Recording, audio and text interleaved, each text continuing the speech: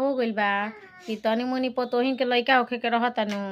तो सास लोग का डायलॉग मारतई कि हमार बेजी लइका होखे के रहे नु तो हम तो खले आ ओखर पे नु धान कूटत आ ढेकी पर चढ़त चढ़त हमनी के लइका हो जात रहे ऐसा ही। आ अब तहन लोग बेजी तो ना खड़ा धइले रहत पतोहियन बेजी डायलॉग आवता आ बेटी उहे रहतिया पतोह के जगह पर तो ना ए बछिया तोर सासुई नो यही बतिया गलती कहतिया काहे पहिले के बेजी ऐसे होत रहे ऐसे ना होत रहे अपना बेजी बोली निकले लागल बेटिया के हमार लड़का होके के बात तो बेटी बेजी आवत बात तो दोसर हो जाता आ पतो बेजी बात आवत न तो अपना आप पे आ जाते लो। तो इहे गानी सोचे के चाही कि जैसे बेटी बड़ी वैसी पतो हो बड़ी तो ना